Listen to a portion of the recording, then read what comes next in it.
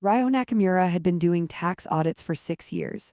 He had survived 3 corporate mergers, 1 truly terrible breakup, and a landlord who charged extra for hot water. He had not, at any point in his adult life, expected to wake up in a stone fortress with someone else's memories drilling into his skull like a slow-moving chisel. He groaned. His face was pressed against something cold. He opened one eye, flagstone floor, very old, very uneven. He opened the other eye. A high, vaulted ceiling stretched above him, cross-beamed with dark timber hung with iron chandeliers. The candles in them had burned all the way down to waxy puddles. He sat up slowly, his head erupted. The memories came in a flood, not his memories, someone else's. A man named Dorian Asheville, the imperial minister of finance to the Kilthar Empire, who was, by popular consensus, the most despised bureaucrat in a generation. They called him the ledger tyrant. He taxed everything. He taxed weddings. He had apparently once tried to tax funerals on the grounds that death was a transition of estate. The people hated him. The nobility hated him more. And someone had poisoned his evening wine. Ryo touched his own throat gingerly. The memories told him there had been a banquet. There had been a toast. There had been a goblet of very expensive red wine that tasted, at the end, faintly of almonds. "Okay," Ryo said aloud to the empty room. His voice was lower than he was used to, rougher. He looked down at his hands, long fingers, a scar across the left knuckle. He was taller, broader, and apparently housed in the body of a man who had the social reputation of a tax audit-made flesh. He stood up, his legs worked. He was wearing an elaborate dark coat with too many silver buttons. Ryo walked to the tall, narrow window and looked out. A gray dawn was breaking over a city built on tiered stone. Below the fortress walls, market stalls were just beginning to open, normal people doing normal things. He pressed his forehead against the cold glass. Chloe would have loved this, he thought. His younger cousin had spent every weekend of her adolescence deep inside Omegaverse fanfiction, explaining the entire biological architecture of Alpha, Beta, and Omega to anyone who would listen, including Ryo, who had mostly listened while pretending to read the sports page. He remembered now: alpha biology, dominant secondary gender, territorial, strong scent markers, pheromones that could influence emotional states in omegas, prone to possessiveness. According to the downloaded memories currently giving him a splitting headache, Dorian Asheville was an alpha. Ryo, formerly a perfectly ordinary human man with no secondary gender whatsoever, was now also, apparently, an alpha. He found a mirror. Dorian's face was sharp and severe, strong jaw, dark eyes with shadows underneath them, the look of a man who had not slept peacefully in several years. Handsome, technically, in the way a storm front is technically beautiful. The body smelled faintly of cedar and old ink. Like this video and subscribe to this channel. Let's go back to the story. Right, Ryo turned away from the mirror. Step 1, don't get poisoned again. Step 2, figure out what else Dorian had managed to wreck before his unfortunate death by almond wine. The memories surfaced an answer immediately, which did not improve his morning. Dorian had been betrothed. Months ago, as part of a political treaty between Kilthar and the Northern Hill clans known as the Mirefolk, a bonding contract had been signed. The Mirefolk had sent their tribute, one Omega, young, from a minor clan bloodline, offered in exchange for favorable trade routes through the southern passes. The original Dorian had ignored the Omega entirely. The bonding contract sat unsigned on his desk for 3 months. Last night at the state banquet where Dorian died, the Omega had been formally presented to the imperial court. And Dorian, the original terrible Dorian, had publicly, deliberately looked right through him, turned his back and walked away. In front of everyone. It had been a calculated insult to the Mirefolk, part of some political maneuvering that Ryo's pounding head couldn't fully parse yet. And now Ryo was Dorian, and the Omega was somewhere in this fortress. He pulled on a fresh shirt, wrestled briefly with a coat that had far too many layers, and went to find whoever he had apparently just publicly humiliated. The chamber connected to the minister's quarters by a narrow interior door that looked like it was rarely used. Someone had recently oiled the hinges, which Ryo noticed only because they didn't squeak when he pushed it open. He knocked first, twice firmly. No answer. If you are not subscribed yet now, please hit that subscribe button. It's completely free. Let's back to the story. It's Dorian, he said, then immediately felt strange about it. I'm coming in, don't be alarmed. He pushed the door open. The room beyond was dim. A single lantern burned low on a side table. Someone had let the fire in the hearth go cold. The room smelled sharp, something herbal and faintly bitter, layered under a deeper scent he couldn't immediately identify. Ryo stepped inside and looked for the Omega. He found instead a problem. The man standing in the center of the room was not small. He was not fragile looking. He was not weeping into a nest of stolen shirts. He was approximately 6'1", lean in the way that suggested genuine conditioning rather than aesthetics, wearing a plain dark tunic over fitted traveling trousers, and he was standing with his arms at his sides and his chin up in an expression of such total, deliberate stillness that Ryo's first instinct was that he was looking at a soldier. His hair was a dark reddish-brown, worn loose to his jaw. His eyes were a striking pale green-gray, and they were fixed on the doorway with a precision that seemed, somehow, too accurate for a person who. Ryo checked the memories. Yes, blind, born with severely limited vision, could perceive some light and shadow, nothing more. The Meyerfolk had sent a blind Omega, which the Imperial Court had found darkly funny, as if it were some kind of joke at Dorian's expense. Those pale eyes were tracking him by sound, by air pressure, by the tiny displacement his body made just standing in the doorway. The Omega's name was Kale of the Mir Ashran, a minor bloodline on the northern border, age 23, sent here as a political piece. Minister Ashvale, Kale said. His voice was calm, measured, completely neutral. It carried the particular flatness of someone who has decided not to show you anything. Kale, Ryo said. He kept his voice even. Can I come in fully? I'd like to talk. A small silence. You are already in. Ryo walked further into the room. He was trying not to stare, but he was struggling because the more he looked at Kale, the more the fanfiction descriptions his cousin had given him felt spectacularly inaccurate. Pocket-sized, tearful, soft, none of those applied here. He noticed that the brazier on the side table was burning a dark, resinous incense. The smell was the bitter herbal note he'd caught from the doorway. It was thick. It coated his throat slightly. Ryo's new alpha biology filed this under notable but not threatening, which in retrospect was probably a product of whatever chemical resistance had come bundled with the transmigration. He noticed that Kale noticed him noticing the brazier. A barely there tension ran through the man's jaw. Ryo looked at the floor instead. There was a low wooden chest directly in Kale's path between the center of the room and the bed. A loose stone tile at the edge of the hearth stuck up at an angle.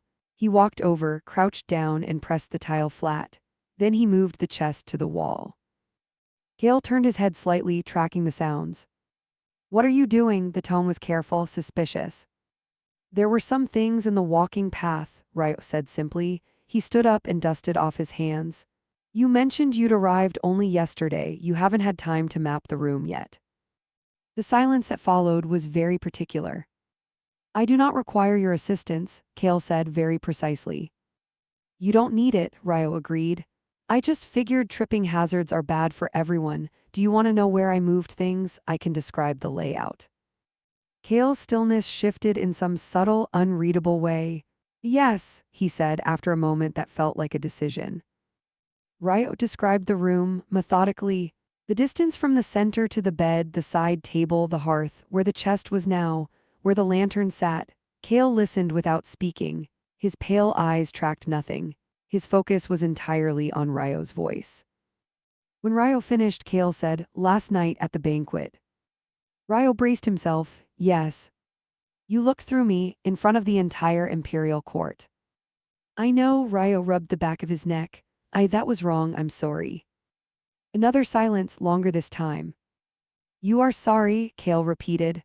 Not a question, more like someone testing the structural integrity of a word they'd never personally used. Yes, you were brought here against your will and I treated you like furniture. That was inexcusable. Ryo looked at the man across from him. Kale was still standing like someone waiting for the blow that hasn't landed yet. Things are going to be different from here. You have this room, your own space, and I'm not going to force anything on you. You are not a political piece to me. Kale's jaw was very tight. That is what you said last night to the court before you turned your back. That was before? Ryo winced internally. He had no good explanation for it that didn't involve telling Kale he was possessing the body of the actual ledger tyrant. I handled last night very badly and I intend to do better. Why? Because it was wrong, that's the whole reason. Kale's pale eyes were aimed somewhere slightly left of Ryo's face, but the attention behind them was very exact. He was listening for something, for the tell, for the catch. He was waiting for Dorian's cruelty to reveal itself under whatever this was. Ryo let him look. You have not used a pheromone command, Kale said finally, since you entered this room. I don't intend to. Every alpha I have encountered uses them, habitually, as punctuation. There was something cold in his voice, and underneath the cold, something very old and very tired. You have not even done it unconsciously. I'm working on controlling it, Ryo said, which was technically true, since he had absolutely no idea how to use pheromones and was mostly hoping it didn't come up. Kale tilted his head slightly. He looked not convinced, but less like he was bracing for impact. I don't know the name of the incense you're burning, Ryo said, glancing at the brazier.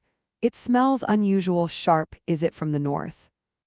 A very small pause, something flickered across Kale's face too fast to read.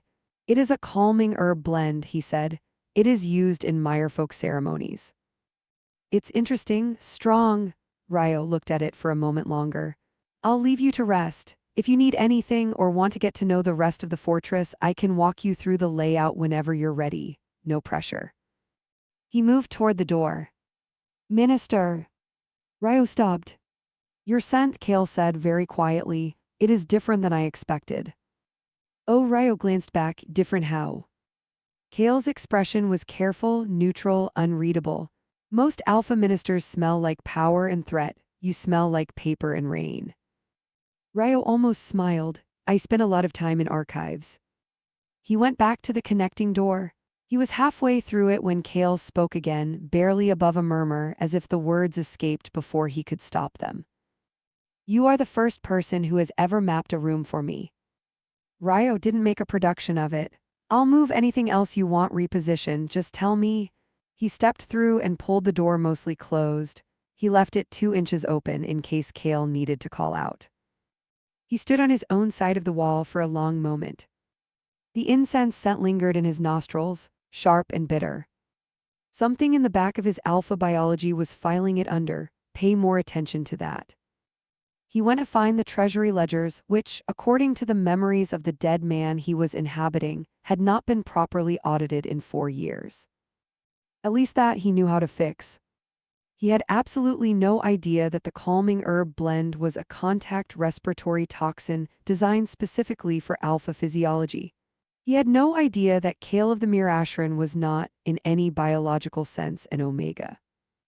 And he had no idea that the pale-eyed man now standing alone in the dark chamber, listening to the fatting sound of retreating footsteps, had pressed 2 fingers to his own lips and was standing very, very still, trying to understand why he had just told the man he came here to kill that he was the first person who had ever been kind to him. 3 days passed. Ryo had established a routine, which was the only way he knew how to survive anything. Wake before dawn. Dress in whatever complicated layers Dorian's wardrobe demanded. Go to the treasury office, which was a long, cold room on the east wing with 3 south-facing windows and approximately 800 years of badly organized financial records stacked on every available surface. Sit down, begin untangling the Empire's money. It was, genuinely, the most chaotic set of accounts he had ever seen in his professional life, and he had once audited a shipping company whose CFO had been running a parallel economy out of a spreadsheet labeled office snacks. The Kael'thar Imperial Treasury made that look like a masterpiece of clean bookkeeping. The previous regime, the 3 ministers before Dorian, had apparently operated on a philosophy best described as creative optimism. Revenue was recorded when it felt likely rather than when it arrived. Expenditure was distributed across categories so vague they bordered on poetry. One entire column was labeled simply, Disbursements, Various Kingdom Reasons. Ryo had his head in his hands when the connecting door to the archive anteroom opened. He looked up. Kale stood in the doorway.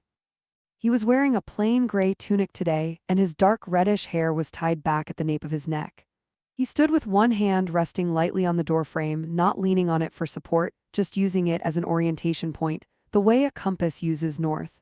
His pale eyes were open and aimed at a middle distance, and he was listening. "You have been in here since before sunrise," Kale said.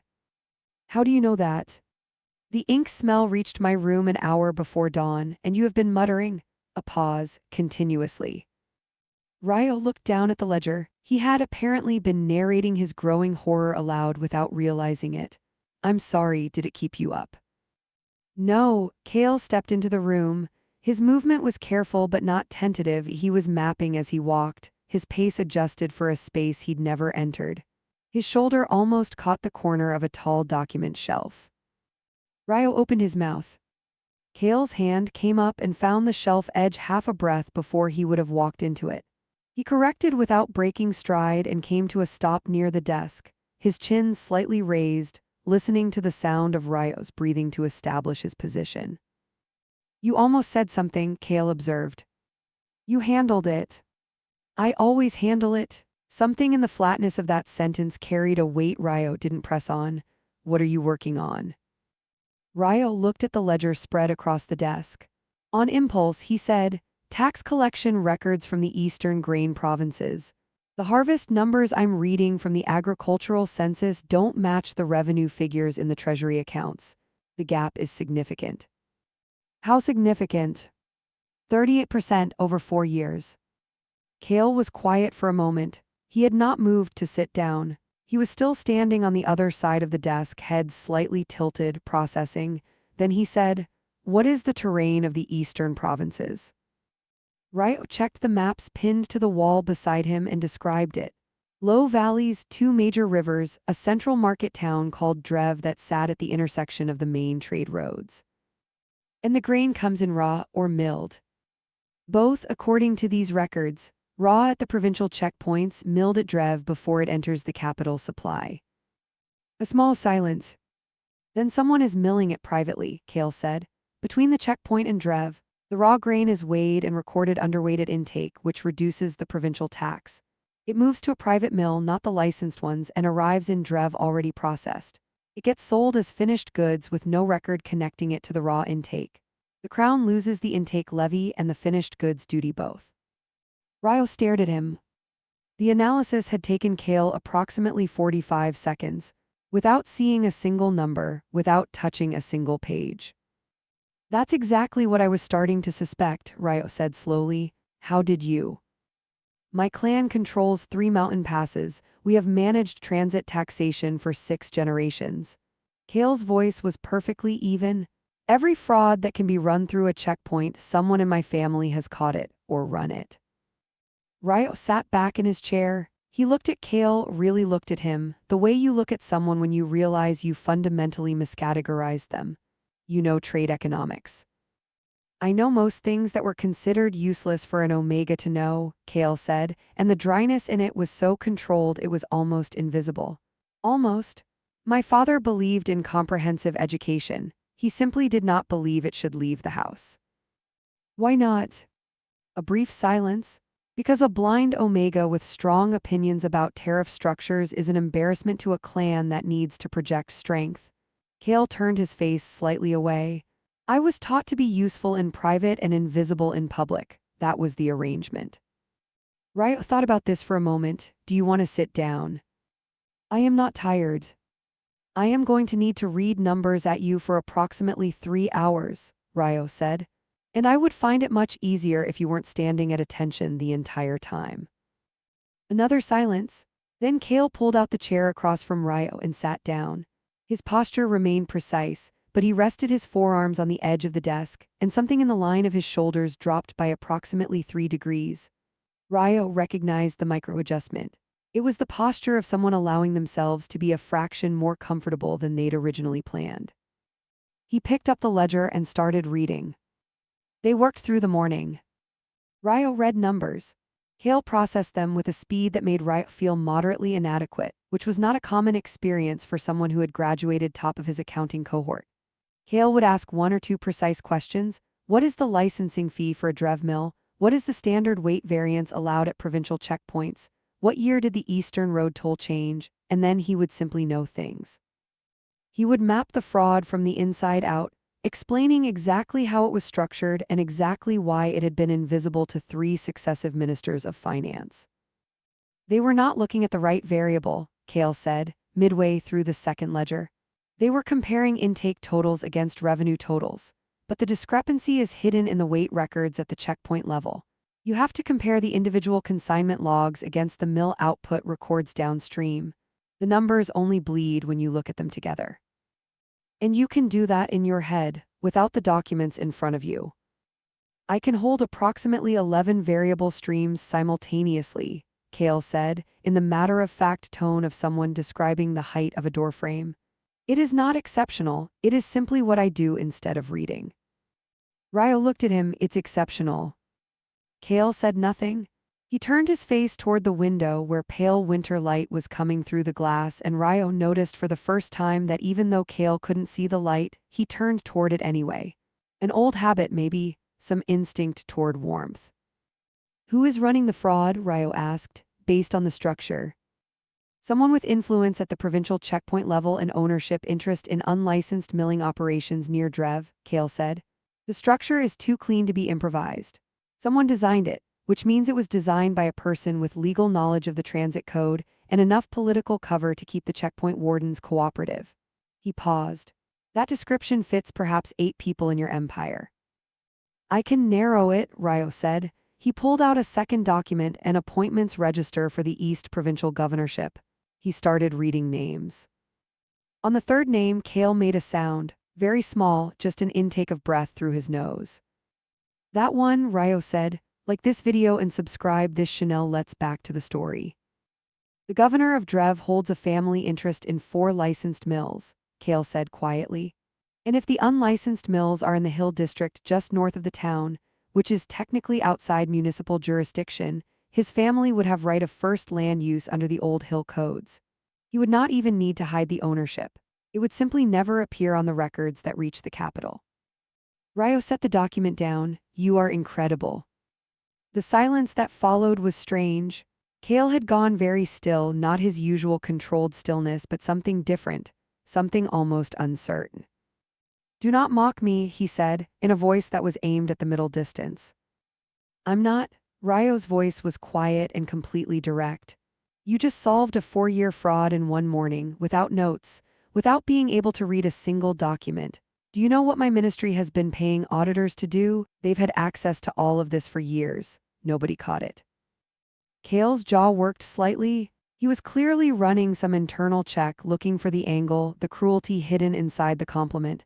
He had been taught to expect it. Ryo could see the search happening in the set of his face. I was an accountant, Ryo said, deciding honesty was more useful than strategy. Before, in another life, I know what good financial analysis looks like, and I know when I'm sitting across from someone who is significantly better at it than I am. Cale's hands resting on the desk were very still. You said before, another life. Ryo caught himself. I mean, before I became minister, I had a different role. He moved on before Cale could pull the thread. I'm going to need your help, formally, not as a political arrangement, as a working partner. The Empire's finances are a disaster and you understand things I'm still learning. I am an Omega consort, Cale said. I have no formal role. I'm the Minister of Finance. I can create a role. Ryo considered it. What would you want it to be called?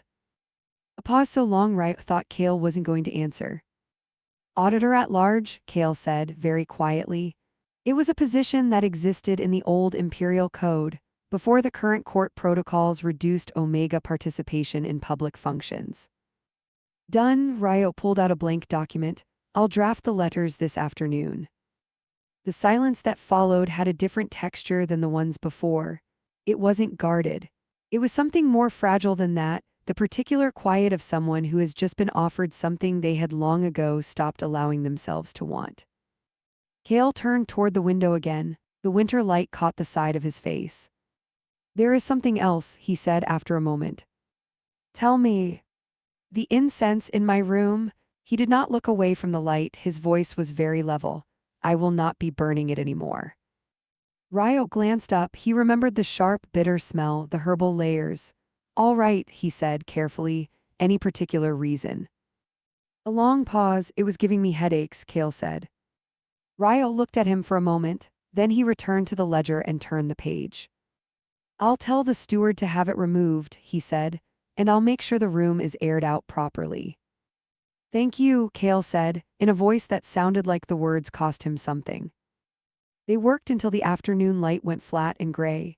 When Ryo finally set down his quill and rubbed his eyes, he realized that at some point in the last hour, Kale had stopped sitting at formal attention. His elbow was on the desk. He was resting his chin on one hand. He looked, for the first time, like a person who was somewhere he did not entirely hate. It lasted approximately 4 more seconds. Then Kale sat up straight again, his expression resetting to neutral, as if he'd caught himself and was correcting course. Ryo pretended not to notice. Same time tomorrow. A beat if you require it. I do, Ryo stacked the ledgers. You should eat something. I'll have the kitchens send up a proper dinner tonight, not the gray soup they've been sending. I've had words with the cook. Kale stood. You do not need to concern yourself with my meals. I'm not doing it out of obligation, Ryo said. I'm doing it because the soup is also being served to me and I refuse to continue eating it. Kale's mouth did something very small and very fast at the corner, not quite a smile, something that existed for approximately 1/3 of a second before being recalled. He left without another word. Ryo sat alone at the desk in the quiet afternoon. He picked up his quill again, then he set it down. He was thinking about that almost smile, the way Kale turned toward light he couldn't see, and the very deliberate way a man who had come here to do something had just told him he would no longer do it. He was thinking about the incense. His alpha biology, which he was still mostly ignoring, was being decidedly less ignorable on the subject. That was a toxin, it said with quiet certainty, and he put it out. A week into their working arrangement, Ryo made a tactile map. It started because he was trying to explain the geographic layout of the Empire's eastern trade routes, and he kept forgetting that verbal descriptions of spatial information were significantly less useful than actually being able to feel the shape of the land. He pulled out a piece of flat cork board he found in the supply cabinet, borrowed a small carving knife from the kitchen, and spent 40 minutes cutting rough approximations of rivers, roads, and provincial boundaries into the surface. He pressed brass pins into the major cities. He handed it to Kale the next morning without ceremony. Kale took it. He ran his fingers across the surface, slowly at first, then with increasing precision. He mapped the carved lines with his fingertips the way someone else would scan a page with their eyes. He was quiet for a long time. The Drev Ford, he said finally, touching a point where 2 grooves intersected.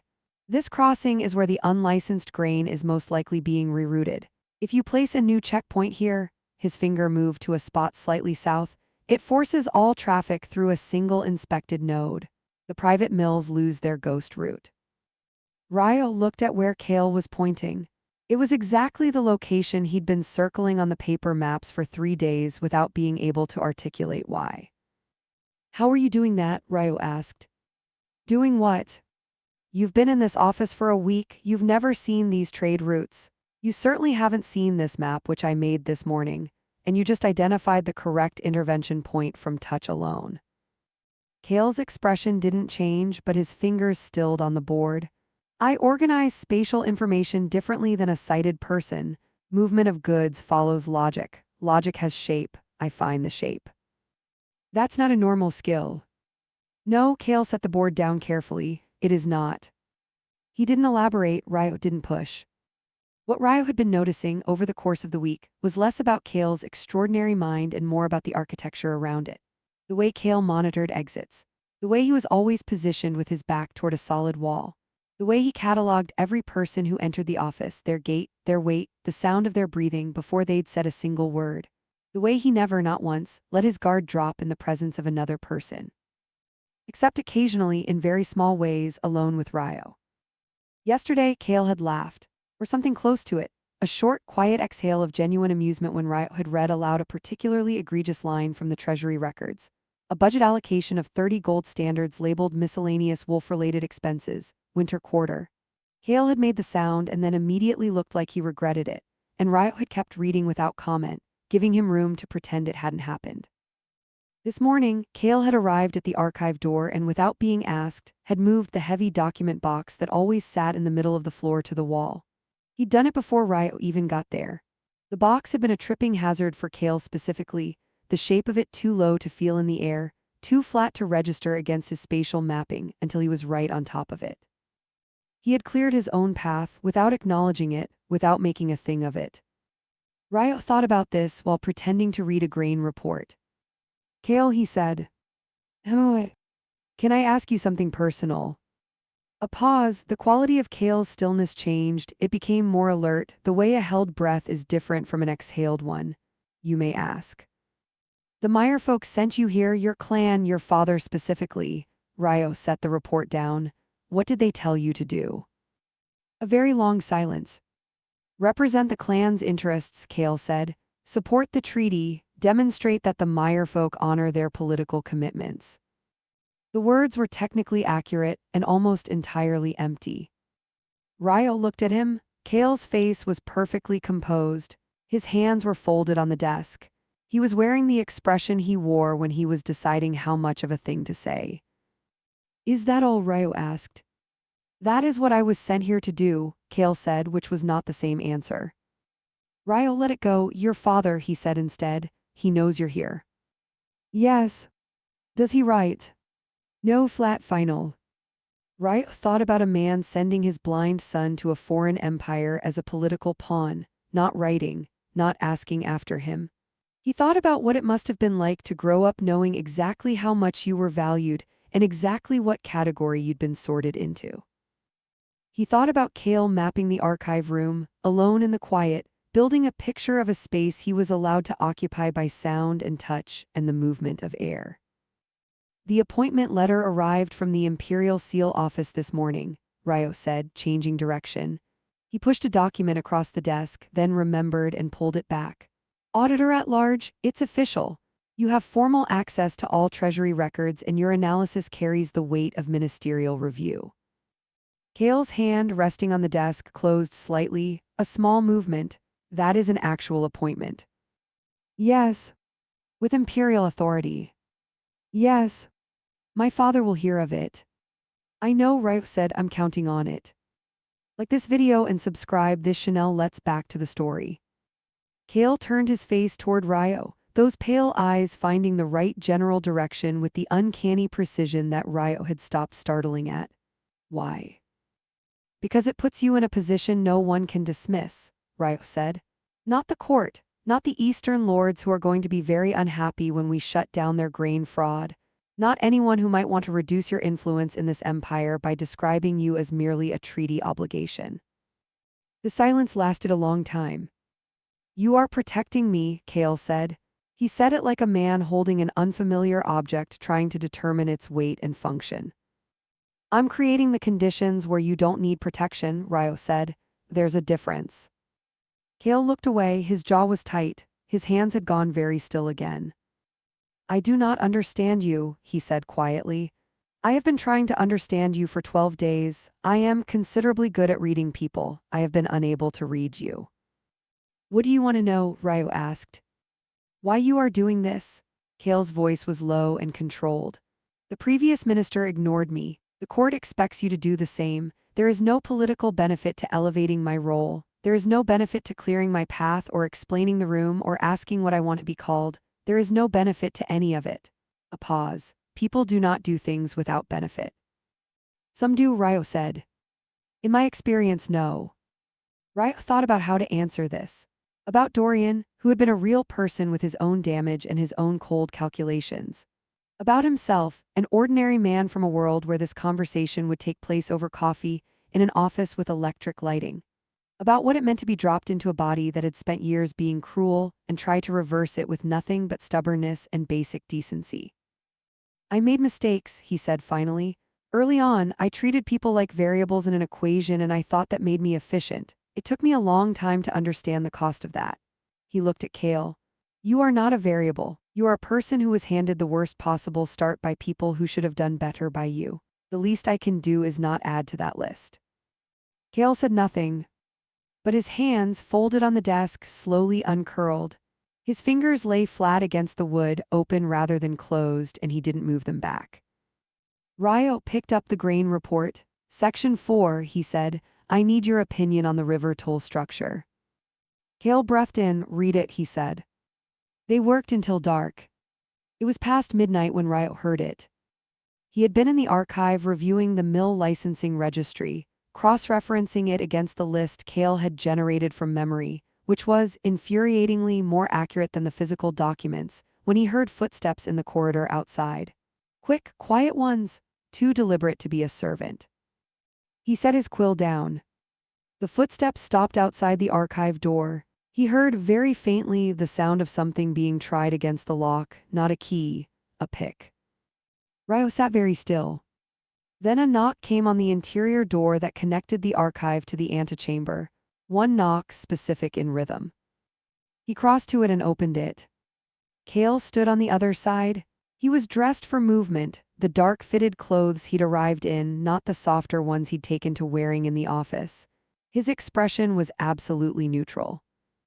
There are 2 men in the outer corridor, Kale said quietly. They have been there for 4 minutes. They are trying the lock on the archive entrance. One has a blade. I can hear the way the leather scabbard shifts when he moves. The other is heavier, moving to block the secondary exit. Ryo looked at him. You heard all of that? Yes, we should move to the interior passage. Kale stepped back, indicating the direction with a tilt of his head. How did you know I was in here? I always know where you are in the building, Kale said, in the same tone he might use to describe what he'd eaten for breakfast. Your boots have a particular sound on the east wing flagstones. You came here at the 9th hour, you have not left. Ryo filed several things about this away for later consideration. The interior passage leads to the council chamber level, doesn't it? Yes, from there to the eastern courtyard and the guard station. Kale was already moving. Come, they will have the lock in another minute. Ryo came. He followed Kale through the antechamber, through a narrow servant's door he hadn't noticed before, and into a dark interior passage that ran parallel to the main corridor. He could see essentially nothing. Kale moved without hesitation. Stay behind me, Kale said quietly. I'll tell you when to step up. The floor changes in 4 paces, there's a threshold. How many times have you walked this passage? Once. A pause. This morning I mapped it. Ryo followed the sound of Kale's footsteps, and when Kale said step up, he stepped up, and when Kale said left shoulder, wall close, he turned his shoulder and they moved through the narrowed section. It was the most efficiently he had ever moved through complete darkness while someone else held all the information. They emerged into a storage room at the far end of the passage. Through the wall, faintly, they heard the archive door finally give. They'll know we're gone in 30 seconds, Ryo said. Yes, but they will search the east wing first. Kale was moving again. The guard station is through the courtyard if we move now. Who do you think sent them? Kale paused just briefly. The Eastern Lords, the mill owners, the men who have something to lose when your grain fraud report reaches the Imperial Council next week. His voice was neutral. The same people who poisoned your wine 3 weeks ago. Ryo turned to look at Kale in the dark. You knew about that. I suspected. The pause was microscopic. I know what almond-laced wine smells like. Ryo stood in the dark storage room and thought about the incense, about the toxin that hadn't worked, about Kale saying I will not be burning it anymore. About all the things that had been happening in this building that he had been choosing not to look at directly, because looking directly at them would require a conversation he wasn't ready to have yet. He looked directly at them now. Kale, he said. We need to move, Kale said, and his voice was very controlled. I know we will. Ryo's voice was quiet. I'm not angry. Silence. You should be, Kale said. Like this video and subscribe. This Chanel. Let's back to the story. Maybe, but I'm not. Ryo thought about a man who came here as a weapon and moved the furniture so he wouldn't trip over it, and then moved it again the second morning before Ryo arrived, unprompted. He thought about the incense, extinguished. About an appointment letter accepted with shaking stillness. About the moment someone realizes the reason they can't complete their mission is that the mission turned out to be a person. Are you still planning to? No, quiet, absolute, no, I am not. All right, Ryo said. Is that all you're going to say? We can talk about the rest when we're not hiding from assassins. A sound in the dark, it was very short, very quiet, Kale breathing something that was almost a laugh. Through the courtyard, Kale said after a moment, stay close. He moved forward and Ryo followed, and between them the dark felt less like a problem and more like a shared language, which was, Ryo thought, probably the beginning of something entirely new. The guard station was a low stone building wedged between the eastern courtyard wall and the stable block. It smelled of horses and lamp oil and the particular staleness of men who had been on night rotation too long. The captain on duty, a broad, weathered woman named Fen who had served under 3 ministers and clearly held opinions about all of them, looked at Ryo and Kale arriving through the servants' courtyard door at midnight with the specific expression of someone professionally committed to not asking questions. 2 men in the archive corridor, Ryo said, possibly more outside, armed. Fen was already pulling on her coat. Duration. They breached the lock approximately 4 minutes ago. She looked at Kale, who was standing just inside the doorway with his arms at his sides and his expression entirely composed, showing no sign that he had just navigated 2 people through a lightless interior passage from memory. Fen looked back at Ryo. Sir, she said, which covered everything she had decided not to ask. She took 4 guards and went. Ryo and Kale were left in the station's small anteroom. A single lantern hung from the ceiling. A bench ran along one wall. Ryo sat on it. Kale did not, remaining near the door, turned slightly toward the courtyard, listening to the sounds of the search. Ryo watched him. There was something different about Kale tonight. Something in the way he was holding himself that was less controlled than usual, though controlled was still the dominant word. The elaborate management that Kale brought to every room he occupied, the careful neutrality, the measured responses, the constant, vigilant tidying of himself had shifted slightly, as if some internal load-bearing structure had been adjusted. You have been watching me for 3 minutes, Kale said. How do you know it's been 3 minutes? I count a pause habitually. Ryo leaned back against the wall. I want to ask you something and I want you to answer honestly rather than carefully. Kale turned his head a fraction. Those are not always different things. With you they are, Ryo kept his voice even. The incense, the men in the corridor tonight, the way you know exactly where I am in the building at all hours, the way you've been cataloging every exit in every room since you arrived. He looked at Kale steadily.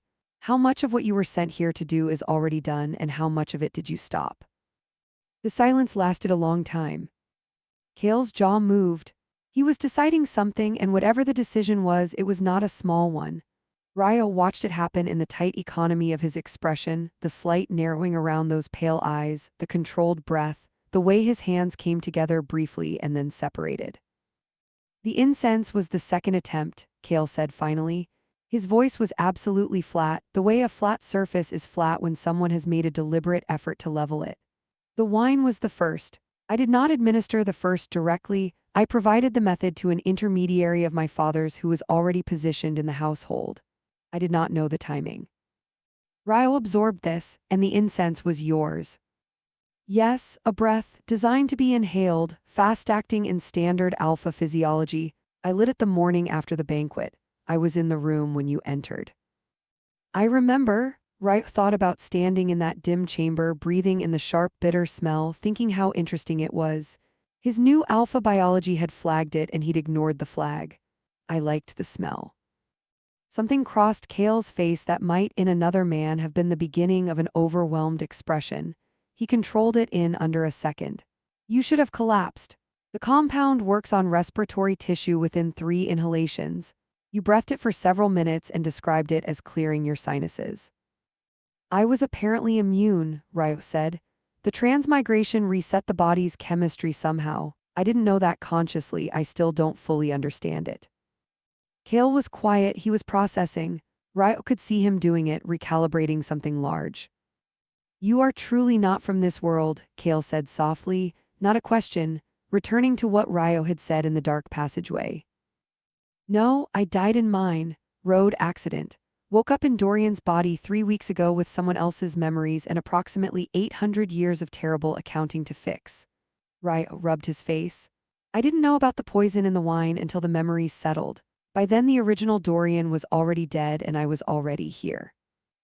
Kale stood very still. Then the man my father sent me to kill is already gone, Ryo said, has been since the first night. A long particular silence. I came here to kill a tyrant, Kale said, with the careful tone of someone revising a sentence they thought they'd finished. And instead I have been auditing grain fraud with a dead man's accountant. Kale exhaled. It was not quite a laugh, but it was adjacent to one, shaped like it. He pressed his fingers briefly to his mouth, and for a moment the composure slipped enough that Ryo could see underneath it something younger and more uncertain, and more genuine than anything he'd shown in 3 weeks of careful, measured interaction.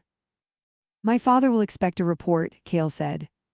What will you tell him? That the target is dead? Kale lowered his hand. His expression had settled again, but differently, less armored, more decided. That is true. Dorian Asheville died of poisoning the night I arrived. I witnessed it. A pause. Anything that has happened since is a separate matter. Ryo looked at him. You're going to protect me. I protected you tonight, did I not? Kale's voice was dry and precise. I have apparently been doing it since the third morning, which is when I became aware that a second assassination attempt was being organized through your household accounts. I removed the relevant operative and forged his reassignment papers. Ryo stared. You forged? The handwriting in your ministry is appalling. It was not difficult. Kale turned his face toward the lantern. The light caught the sharp line of his profile. I told you, I always know where you are in the building. Ryo sat on the bench in the lamplit guard station and thought about this man, sent here as a weapon, blind and underestimated and armed with a mind like a scalpel. Quietly, methodically, without telling anyone, dismantling assassination attempts while simultaneously solving the Empire's financial corruption with one hand and accepting an appointment letter with the other. Kale, Ryo said. What do you actually want? Not what your father wants, not what the treaty specifies, not what the court expects. He held Kale's gaze, or as close to it as he could manage. What do you want? The question landed in the silence like a stone into still water. Kale's pale eyes were aimed at the middle distance.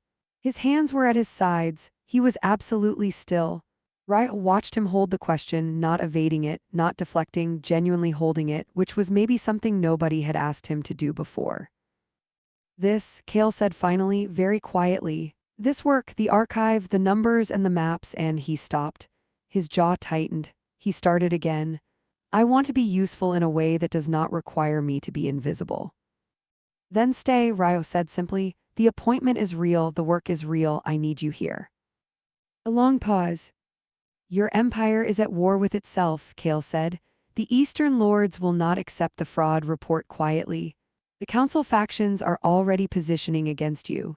The men in the corridor tonight were a warning. There will be more. I know. It will be dangerous. I know that too, Ryo shrugged.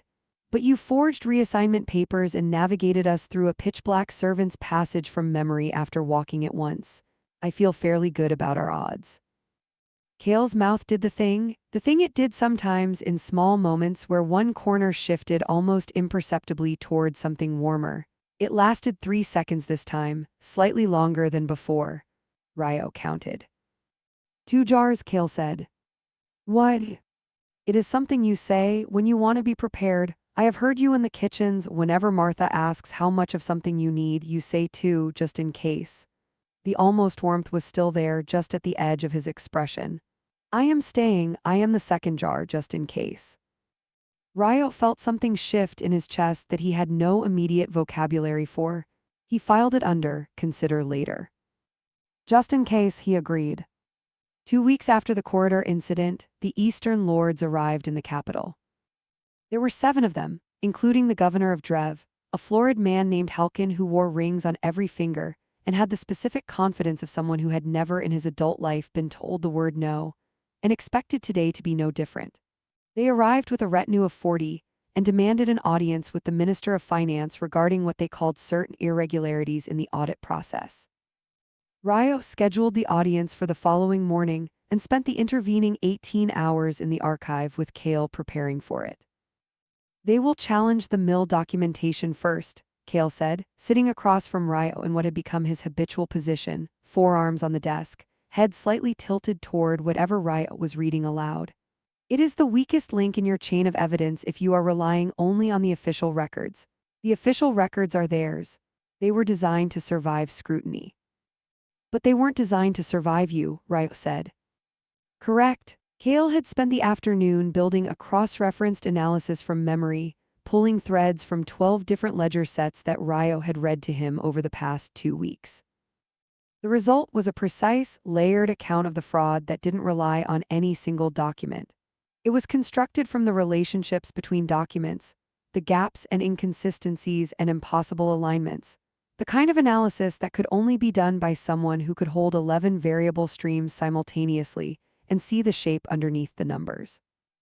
The weight variance logs from the Drev Northern checkpoint for the past 4 years tell a story that cannot be explained by harvest fluctuation, road conditions, or measurement error. I have calculated the probability of the recorded variance occurring by chance. It is effectively 0.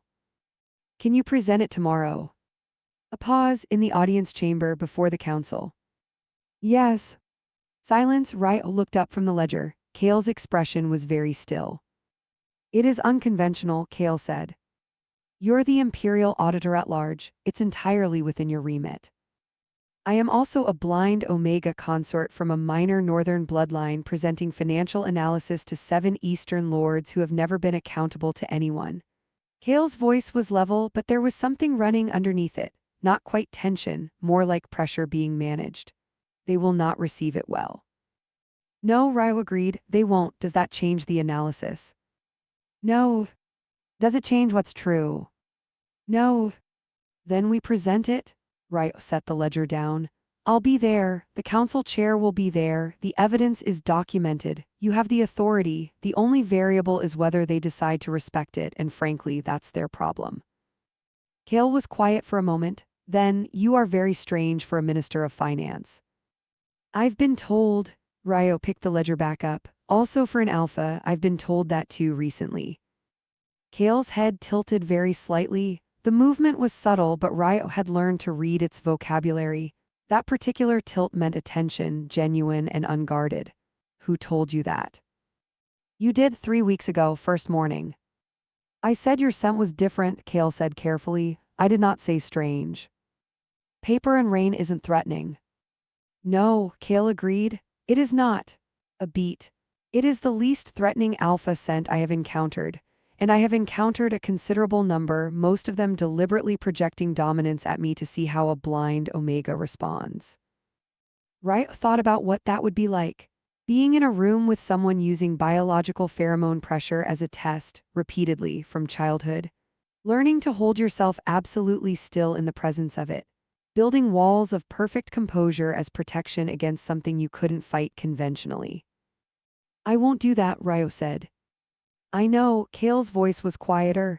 You have not once in 5 weeks produced a dominance projection in my presence. Not even accidentally, I have been paying attention. I know you have, Ryo said. You do not mind.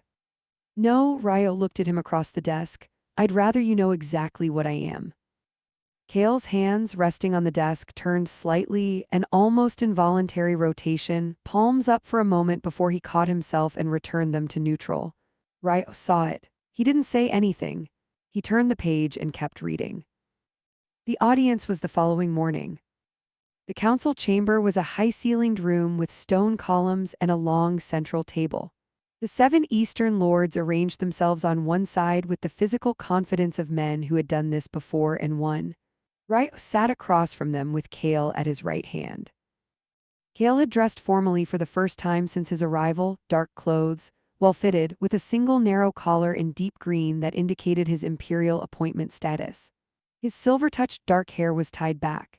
He sat with his hands folded on the table and his expression entirely composed, and Ryo watched Halkin look at him, dismiss him, and look away. That was a mistake. Ryo presented the fraud documentation for 40 minutes. He kept it precise and dry, the way he would have presented any audit, and he watched the Eastern lords shift from contempt to unease to a careful recalibrating attention as the scope of the evidence became clear. Halkin tried to interrupt twice. Ryo continued both times without pause. When Ryo finished, Halkin leaned forward. These figures are compiled from official records which our own advisors have reviewed and found consistent. They are consistent, Ryo agreed. Within their own set, the problem becomes visible when you look across sets. He glanced at Kale. The Imperial Auditor at Large prepared the cross-referential analysis. Halkin looked at Kale. The contempt was practiced and immediate. The Consort. The Imperial Auditor at Large, Ryo said very quietly, and the quiet of it had a quality that made two of the other lords straighten slightly. Kale began to speak. He spoke for 20 minutes without notes, without documents, without any visible reference material at all. He reconstructed 4 years of fraud from memory. Not just the numbers but the mechanism, the logic of it, the human decisions that would have had to be made for it to function, the exact points at which the paper trail had been designed to deflect attention, and the exact points at which it had failed to account for cross-referential analysis. He spoke with the precision of a surgeon and the clarity of someone who had spent his entire life translating invisible information into forms other people could use. By the time he finished, the room was completely silent. Halkin's face had gone through several colors. He had stopped looking at Kale with contempt approximately 8 minutes in, and was now looking at him with something that had crossed the border into something colder and more calculated. The blind Omega, Halkin said with a specific kind of deliberate emphasis, has memorized 4 years of treasury records. Yes, Kale said. And produced this analysis without seeing a single document. Correct. Halkin sat back. He looked at Ryo. You have brought a weapon into this room, Minister.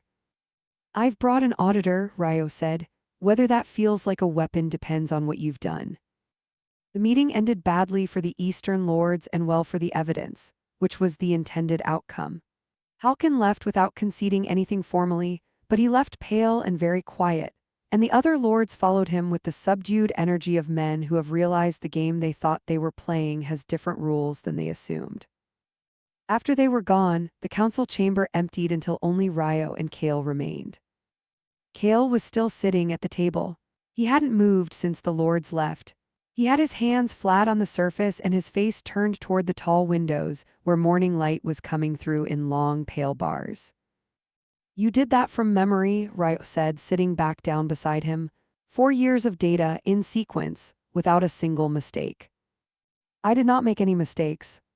Not one. I followed every number. Kale was quiet. I was not certain, he said after a moment. I have never done it in a room full of people. I do it in the archive with you, but that is different.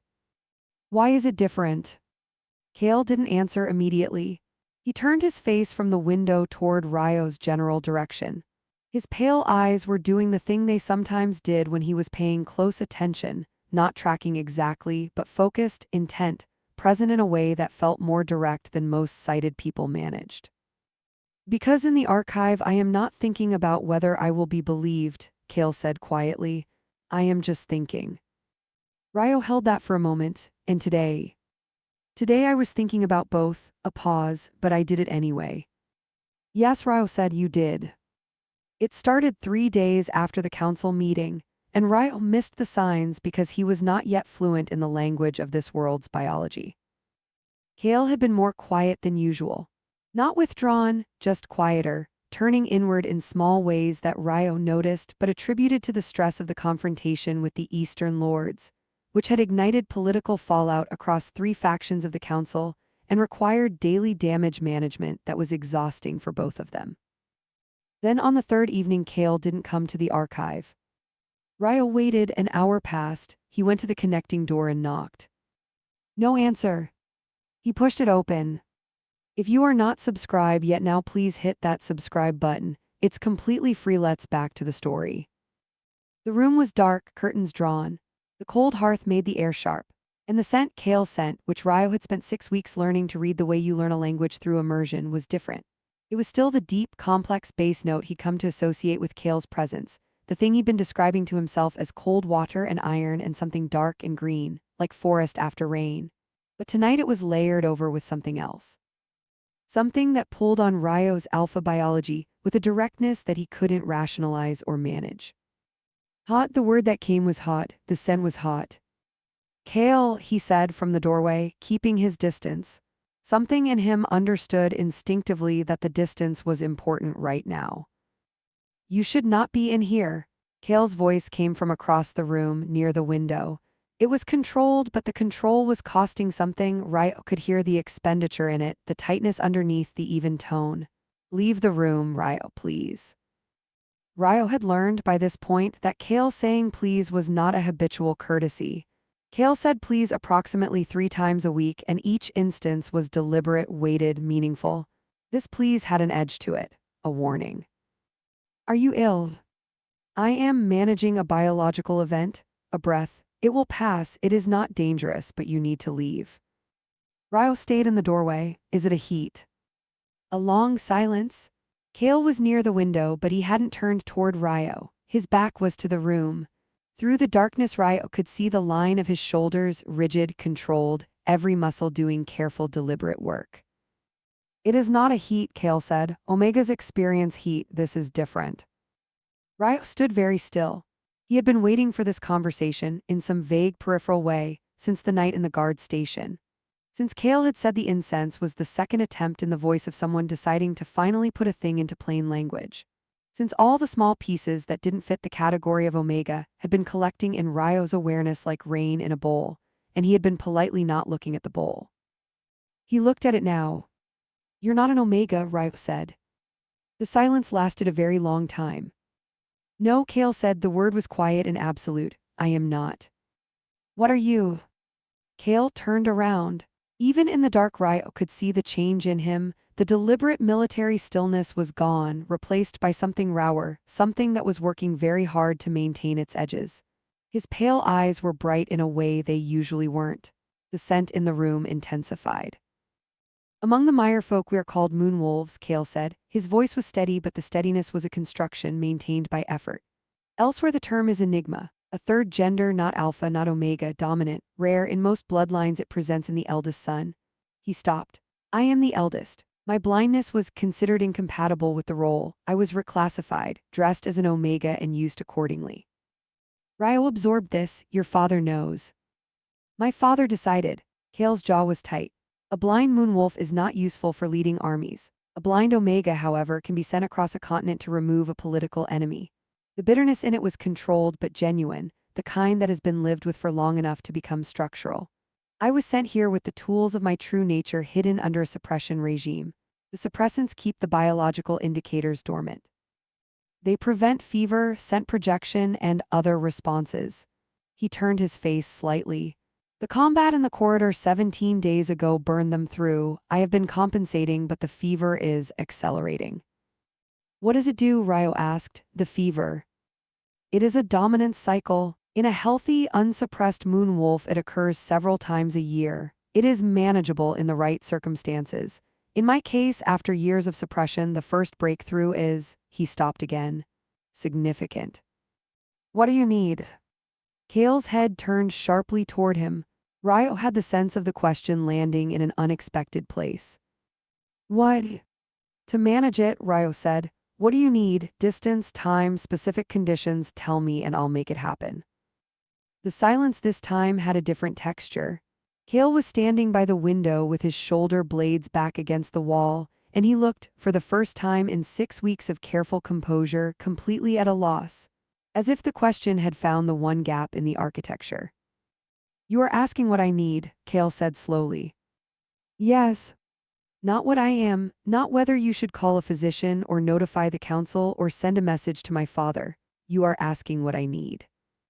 That's what I said. Kale closed his eyes. He pressed the back of his head against the stone wall behind him and held something very still in the way you hold still when something you have been tensed against stops pressing. I need, he said carefully, not to be alone. And I need proximity to you specifically. The last part was said with the particular difficulty of a man who finds precision embarrassing when it is about himself. The fever responds to a bonded alpha's scent. It is grounding. We are not bonded, but your scent has been, he stopped. Has been what? Functioning in that capacity, Kale said very quietly, for some time. Ryo crossed the room. He did it without hesitating, without making a production of it. In the same way he moved furniture away from walking paths. because the thing needed doing, and standing in the doorway thinking about it was helping no one. He came and stood beside Kale, close enough that their shoulders were almost touching, and he leaned his own back against the wall next to him. Kale went very still. Then by degrees, the rigid line of his shoulders began to ease. The scent in the room shifted. The hot, sharp edge of the fever note softened, not gone but contained, held back from the edge it had been pushing toward. Ryo felt his own alpha biology doing something he couldn't name precisely, not the buzzing territorial energy he was used to, but something quieter and more anchored, like a compass settling to north. "Your scent," Kale said after a long moment. He sounded slightly surprised, even now, as if some part of him had expected the theory to fail in practice. "Still paper and rain." "Yes," a breath, and something else now, something underneath it. A pause, warm. They stood together against the wall in the dark room. Through the window, clouds were moving across a partial moon. "I'm not afraid of what you are," Ryo said. "I want that to be clear." "I have tried to kill you twice," Kale said. His voice was very dry and very tired. "You tried to complete a mission you were given no choice about, and then you stopped, and then you forged a man's reassignment papers and navigated me through a dark passage, and dismantled a fraud that 3 previous auditors missed, and came to stand in a public chamber and present 4 years of financial data from memory." Ryo looked at the side of Kale's face in the dark. "I know what you are. I've known for a while." And I trust you," Ryo said, completely. A shudder went through Kale, not large, contained, as everything with Kale was contained, but genuine. His hands at his sides closed briefly into fists and then opened. "You are the most inexplicable person I have ever met," Kale said. "I've been told." "You keep saying that. It keeps being true." Kale's mouth did the thing. The full version of it this time, not a fragment, not a controlled almost, a real expression, something that crossed his whole face, something startled into existence by a combination of exhaustion and proximity, and the release of something he had been holding for 6 weeks. It lasted long enough for Ryo to see it properly. It changed his face entirely. Ryo filed the observation under revisit, urgently. "Rest," Ryo said. "I'll stay close, the fever will settle." "You should sleep," Kale said. "The archive chair is comfortable enough." Ryo pushed off the wall and moved to the interior door. He pulled it nearly closed and settled into the archive chair, leaving the door open 2 inches, the same 2 inches he had left it the very first morning. He heard Kale move to the bed. He heard the quiet sound of him lying down. The archive was dark and the lantern was nearly out, and somewhere in the building, a clock was marking the deep hours of night. Ryo sat in the chair and listened to the Empire breathe, the distant sounds of the city below, the wind along the ramparts, the slow settling of old stone. After approximately 12 minutes, Kale's voice came through the 2-inch gap. "Ryo. Still here. I want to tell you something." "All right." "When I arrived here," Kale said, his voice was quieter than usual, rubbed down by the fever and the late hour and some decision he was making in real time. "I had one objective. I was not ambivalent. I was not hesitating. I had a plan and I had the skills to execute it, and I have never in my life failed a mission by choice." Ryo waited. "I failed this one by choice," Kale said. "I want you to know that, not because the method failed, not because the circumstances prevented it, by choice, because," he stopped, "because you moved the furniture." Ryo sat with this in the quiet dark. "That's not a small thing," he said finally, choosing. "No," Kale agreed, "it is not." "Thank you for telling me." A silence. "Thank you for the map," Kale said. "The cork one that first week. Nobody has ever built me something to read." Ryo closed his eyes. "I'll make better ones," he said, "more detailed, proper scale." "I know you will." The voice was softer now, the fever was easing. "You are extremely thorough." "It's the accountant in me." "I know." A pause. "I like it." Ryo sat in the dark archive in the chair that was not comfortable enough for sleeping and would leave him with an aching neck in the morning, and felt something settle in his chest that he suspected was not going to be easy to unsettle, and was fairly certain he did not want to. 3 things happened in the following week. The first, the Eastern Lords formally petitioned the Imperial Council to review the ministerial appointment of the Auditor at Large on the grounds that the position was unconventional. The council reviewed it. The position was upheld. Halkin left the capital on the fourth day and had not been heard from since, which Kale assessed as a man retreating to rebuild rather than a man who had given up, and suggested they use the time accordingly. The second, Kale stopped taking the suppressants entirely. He told Ryo on a Tuesday morning, quietly, the way he said most important things, without preface, precise, watching Ryo's face with the attention he brought to all significant information. The long-term effects of the suppression regime are not good, he said. My health has been managed rather than maintained. Stopping will mean a period of adjustment. My natural indicators will become more apparent. My scent will change. There may be biological events that require management. He held Ryo's gaze, or as close to it as he came. It will be more difficult to maintain the Omega presentation. Then don't maintain it, Ryo said. Kale blinked the court. Can adjust, Ryo picked up his quill. You are the Imperial Auditor at Large, you are my partner, whatever you are biologically is your business and nobody else's. He looked back at his ledger. I'll speak to the court protocols office. There are precedents for non-classified secondary genders in official positions. We'll find the right category. Kale stood by the desk for a long moment. You are going to restructure Imperial Court Gender Protocol, he said, for administrative convenience. I'm going to restructure it because the current system was built to exclude people like you, Ryo said, and the people it excludes happen to be the most useful ones. It's a terrible economic policy. He turned a page. Also yes, for convenience. The sound Kale made was not almost a laugh. It was an actual one, brief, surprised, genuine, startled out of him by the specific flavor of Ryo's practicality applied to something that was not, in any real sense, a practical matter. It lasted 4 seconds. Ryo counted everyone. The third thing that happened was harder. A letter arrived from the Meyerfolk, from Kale's father. Ryo knew it had come because Kale went very quiet after the morning post and spent 3 hours in the archive not speaking, which was unusual.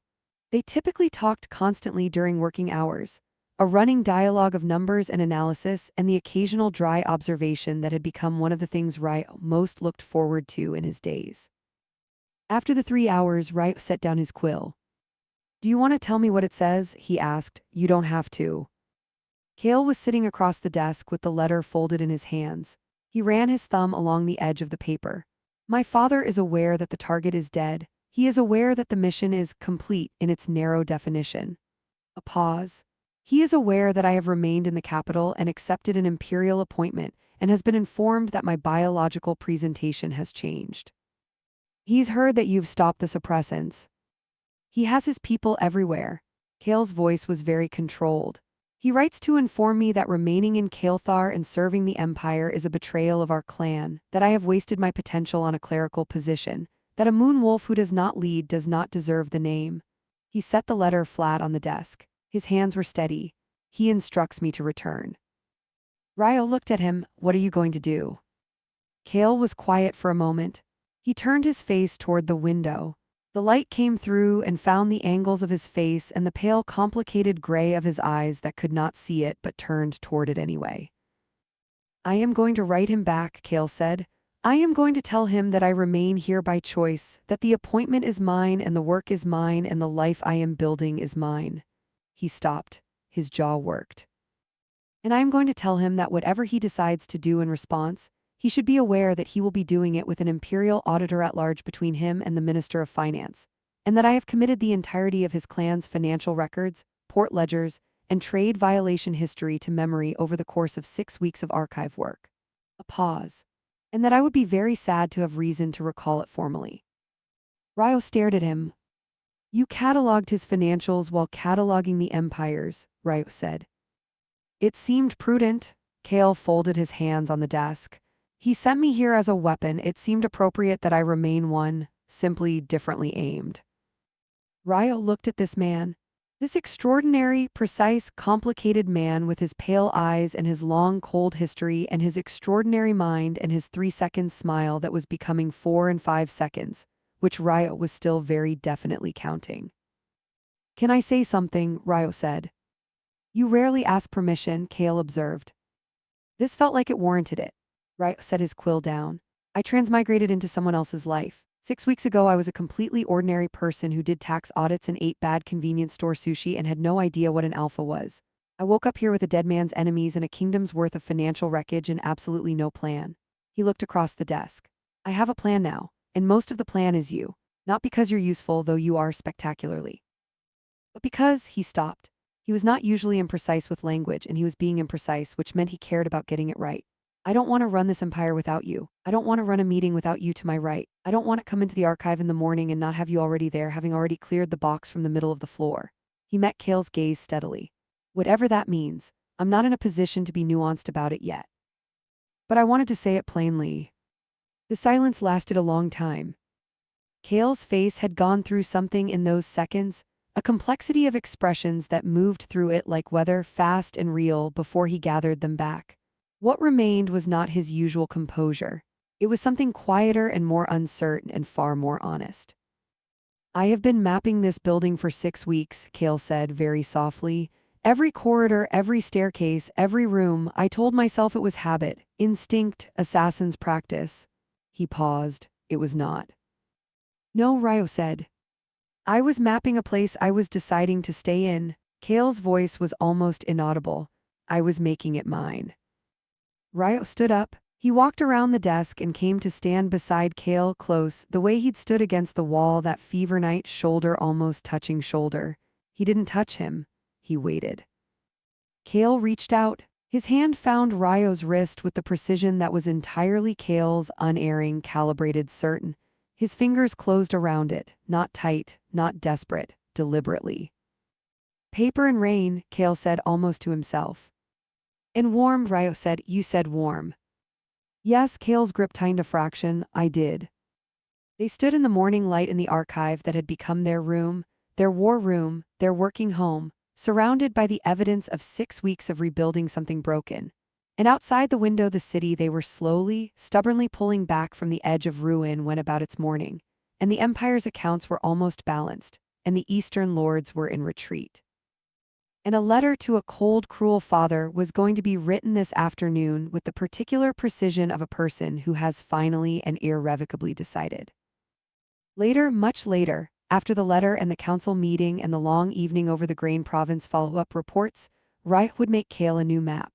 Larger this time, with proper contour lines and detailed building interiors, and every room in the fortress labeled in a raised tactile system Kale would teach him from Meyerfolk tradition. He would spend 3 evenings on it. Kale would run his fingers over the surface for a long time without speaking, and then he would say, very quietly, "You went back and added the servant's passage." And Reich would say, "Of course I did. It's important." And Kale would make the sound that was a laugh and then would not take his hand away from where it had come to rest over Ryo's on the edge of the map. But that was later. For now, the archive, the morning light, the numbers waiting to be solved. 2 people who had found, in the ruins of one terrible arrangement, the exact shape of something they had not known they were looking for. Ryo picked up his quill. Section 7, he said, the river toll revision. Kale settled back in his chair. His hand remained on Ryo's wrist for exactly 4 more seconds before releasing. "Read it," he said. Ryo read. Kale listened. Outside, the empire continued its slow turn toward something better. It was, all things considered, a solid start.